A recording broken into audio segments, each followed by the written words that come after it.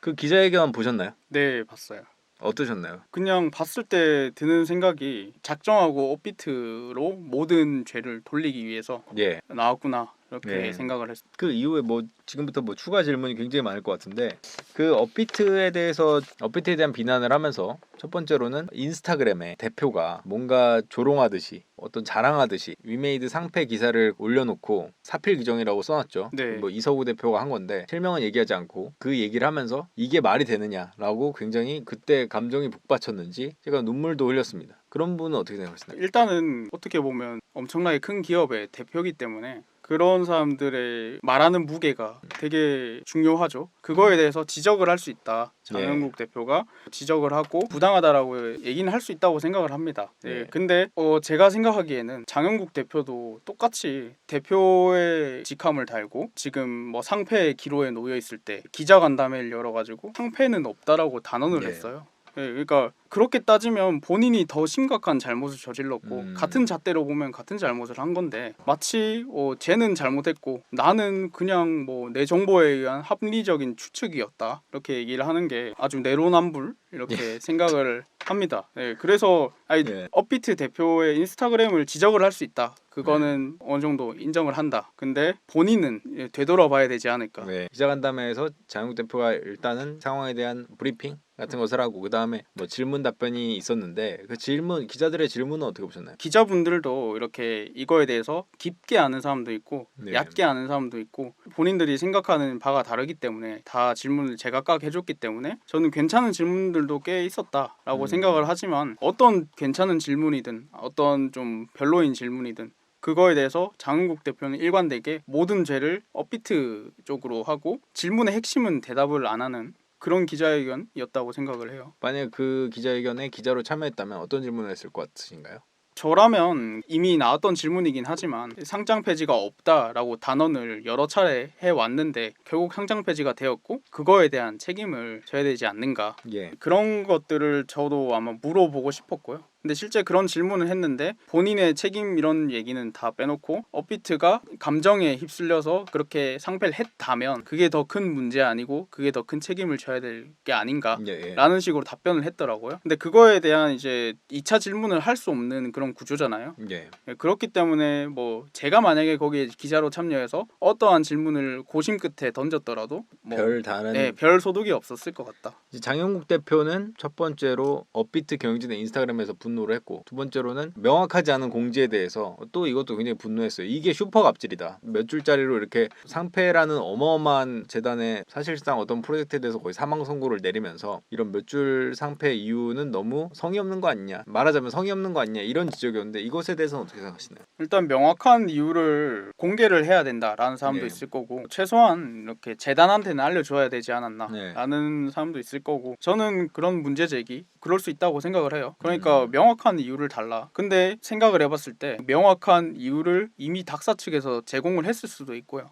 그러니까 장영국 대표의 입장이잖아. 그러니까 여러 차례 기준이나 가이드라인이나 아니면 뭐가 오류인지 확실하게 짚어줬을 확률도 있죠. 재단은 뭐 때문에 문제인지는 알 수 있는 구조일 수도 있고 네, 근데 만약에 그런 명확한 그런 설명 없이 명확한 설명이 없었다. 그러면 설명 똑바로 해줘라고 문제 제기하거나 요구할 수 있다고 생각합니다. 근데 이 거래 정지, 유의 지정 혹은 뭐 상패, 거슬러 올라가서 상장에 대해서도 명확한 기준이 없이 이렇게 하는 게 너무 자의적인 거 아니냐. 닥사가 하나 딱 프로젝트 조져 이러면은 상패시킬 수 있는 거 아니냐라는 지적도 있잖아요. 증권거래소에서 거래 유의를 지정하거나 상패를 시키거나 이럴 때는 기준이 명확한데 이것에 비해서 기준이 너무 명확하지가 않다라는 것에 대해서는 어떻게 생각하시나요? 저도 동의하는 부분이 있어요. 근데 명확한 기준이 공개되지 않았다. 출범한 지 얼마 안 됐기 때문에 체계적인 그런 구조를 가지지 않았을 확률이 높아 보이고요. 그거에 대해서 충분히 지적할 수 있다고 생각을 합니다. 근데 상패 사유가 발생을 했고 그걸 지정받은 거에 대해서 본인이 문제에 대해서 집중을 해야 되는 거지 어떻게 보면 닥사의 신뢰도를 깎아내리려는 의도의 공격이 아닌가. 근데 그게 뭐 충분히 할 수 있는 얘기라고 생각합니다. 그러니까 충분히 할 수 있는데 장영국 대표가 하면은 그건 네가 잘못한 뒤에 한 얘기는 좀 메신저가 너무 그렇지 않나? 뭐 약간 이런 네, 느낌. 직접적인 이해관계가 있는 예. 그런 상황이기 때문에. 그리고 세 번째로는 우리는 이미 유통량을 맞췄다. 다 맞춰놨는데 이걸 왜 상폐시키냐? 약간 이런 주장도 했어요. 그 다음에 추가적으로 이게 아마 더 결정적일 수도 있는데 유통량 계획을 발표 안 한 것도 엄청 많은데 왜 유통량 계획 발표했다고 그거 못 맞췄다고 해서 우리를 상폐까지 시키냐? 그럼 너네 한번 유통량 계획하고 지금 유통량 안 맞는 코인들은 다 상폐시킬 거냐? 약간 물귀신 작전으로 왔습니다. 네. 어떻게 보셨나요? 당연히 많은 문제가 있는 코인들이 있을 거고 걔네들은 유의 지정, 뭐 상패 이런 것까지 진행돼야 된다. 예. 라고 생각은 합니다. 근데 모두가 위메이드 위믹스 구조랑 같은 구조를 가지고 있는 게 아니거든요. 예를 들면 뭐 클레이튼, 보라, 위믹스 이런 애들은 흔히 말하는 리저브 펀드 예. 또는 재단 물량이라는 거에서 계획 없이 언제든지 빼서 쓸 수가 있는 구조를 가지고 있습니다. 그래서 더더욱 엄격하게 계획을 요구하는 그런 면이 있는 거고요. 그래서 본인한테만 더 엄격한지 네. 그거에 대해서 굳이 반박을 하자면 유통량을 언제든지 손댈 수 있는 구조를 갖추고 있기 때문에 더더욱 계획이나 이런 게 중요하다라고 생각합니다. 그러니까 다른 데는 시간이 지날수록 뭐 유통량이 풀리는 구조를 갖추고 있다고 치면은 여기는 그냥 내가 여기 돈 주면서 막 꺼낼 수 있는데 그렇죠. 이걸 민감하게 더 봐야 된다라는 사람들이 예상하지 못한 타이밍에 갑자기 꺼낼 수도 있고 이러니까 더 면밀하게 봐야 된다라는 얘기였던 것 같습니다. 그러면 그 다음으로 유믹스는 이미 유통량을 맞췄다라는 주장은 어떻게 생각하시나요? 일단은 맞췄다라고 주장하는 거는 장은국 대표의 주장일 뿐이고요. 제가 봤을 때는 노드 스테이킹된 6천만 개부터 해서 그리고 추가적으로 온체인을 분석하면 문제가 있는 물량이 추가로 존재할 수도 있겠죠. 네. 근데 저는 맞추지 않았다, 맞추지 못했다라고 생각을 하고 있는 중입니다. 예치해서 이자 받고 있는 노드 스테이킹 그런 물량이 또 있는데 위믹스가 예치를 해놓고 이자 받는 물량이 있는데 그것도 유통량에 포함시켜야 된다. 왜냐면 너 내가 적금 들어야지 해서 적금 들었으면은 그거 네 주머니 돈 아니야? 뭐 이게 당연히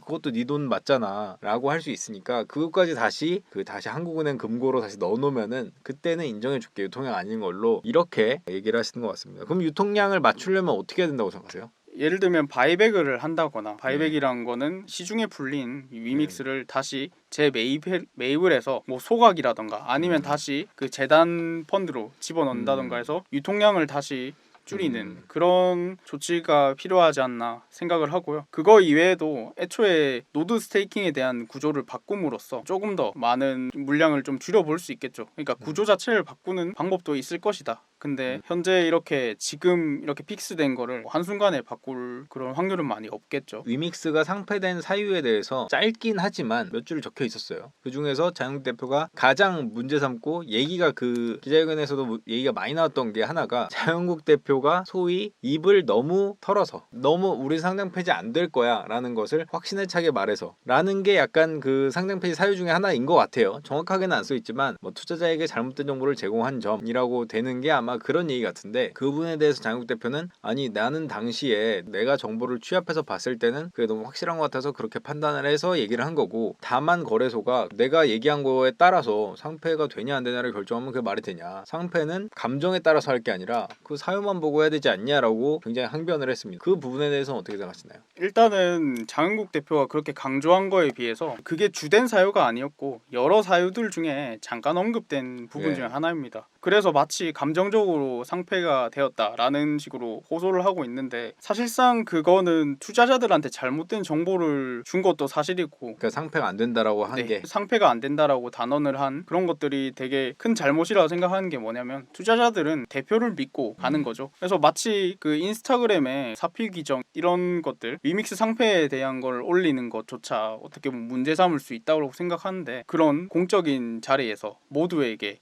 이렇게 선포를 한 거죠. 상패는 없다. 그러면 어떻게 보면 되냐면 화가 나서 더 세게 징계를 받았다 이렇게 주장하는 건데 근데 생각해보면 실제 법정에서도 죄를 지었을 때 정상 참작의 사유를 보는 게 반성의 기미나 뭐 이런 진정성이나 반성문도 제출하고 탄원서 반성문 뭐 이런 거 제출을 하면 조금 더 감형을 해주잖아요. 근데 만약에 배째 나는 그 잘못 없어 나는 그런 거 사과 안 할 거야 이런 식으로 고개를 숙이지 않는다면 가중처벌이 되는 경우도 있습니다. 근데 그걸 가지고 판사는 왜 감정에 따라서 그 형량을 때리냐라고 말하진 않죠. 그러니까 장은국 대표의 태도의 문제인 거지 닥사가 감정에 따라서 처벌했다 된다라고 하는 거는 말이 안 되는 주장이라고 생각합니다. 장욱 대표의 일단 태도부터 처신부터 똑바로 했어야 된다. 그렇죠. 그러니까 뭐. 본인의 처신을 얘기하는 거지. 그러니까 그 장욱 대표가 한 말이 또 이거예요. 질문이 와서 그냥 대답한 거다. 그럼 그때 만약에 장욱 대표가 고개를 숙이고 상장 폐지 가능성 어떻게 생각하시나요라는 질문이 나왔을 때 고개를 숙이고 상장 폐지에 대해서는 저는 잘 모르겠지만 최선을 다해서 닥사에게 소명하고 있습니다 정도로 했다면 상장 폐지까지는 안 갔을 것이라고 그렇죠. 뭐 생각하나요? 고개 숙일 필요까지는 없고 최대한 소명을 위해 노력하고 있고 상장 폐지가 없도록 모든 총력을 다할 것이다. 이렇게 신뢰감을 주는 메시지 정도면 괜찮았을 건데 그게 아니라 그럼 만약에 그 정도였으면은 상장 폐지가 안 됐을 거라고 보시나요? 상관없죠. 그러니까 그거 큰 상관없었다. 네. 그러니까 여러 사유 중에 하나일 뿐이지 예. 어떻게 보면 괘씸죄 느낌의 그게 추가로 얹어진 거지. 괘씸죄라는 게 그게 메인이 아니잖아요. 예. 지금 닥사에서 나온 그 상장 폐지 사유 중에서 한 문구지 네. 다른 거 뭐 유통량 문제 이런 것들이 해결이 안 됐기 때문에 이런 게 너무 치명적이기 때문에 자꾸 왜 여기에 집착하냐 이 한 그쵸. 문구에만 그런 얘기이신 거죠. 그런 거죠. 예. 그럼 유통량 문제는 일단 해결이 안 됐다고 보시는 거고 네. 그러면 위메이드 측의 주장은 어떻게 생각하세요? 유통량을 어쨌건 그들의 주장대로 뭐 유동화를 해서 생태계를 위해서 쓰는 게 왜 나쁜 거냐 이런 쪽이잖아요. 위메이드 네. 측은 그거에 대해서는 어떻게 보시나요? 본질적으로 그 행위가 좋다 나쁘다라고 얘기를 한다면 그냥 겉만 번지르르하게 얘기한다고 생각을 하는 게 생태계에 필요한 거는 맞죠. 예를 들면 제가 뭐 통근이나 통학을 하는데 너무 네. 멀 수 있잖아요. 지하철 타고 이런 게 빡세요. 그러면 그 회사 앞에 내 회사 다니는데 도움 주라고 집을 하나 장만해달라. 이게 좀 언밸런스잖아요. 그러니까 네. 집을 사서 바로 앞에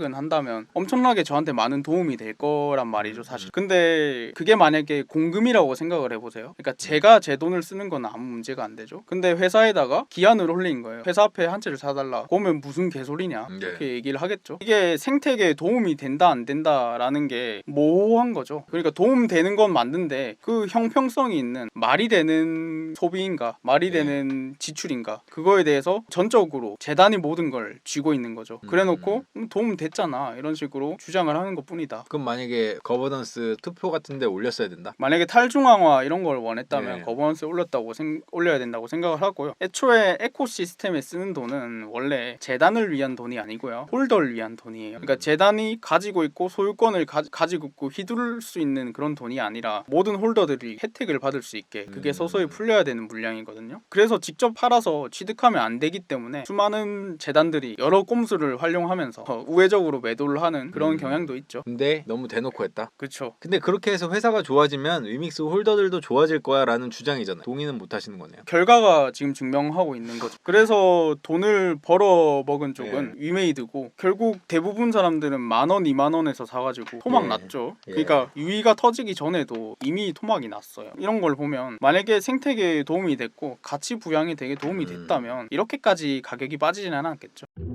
구독, 좋아요, 알림 설정까지 부탁드립니다. 20만 가자!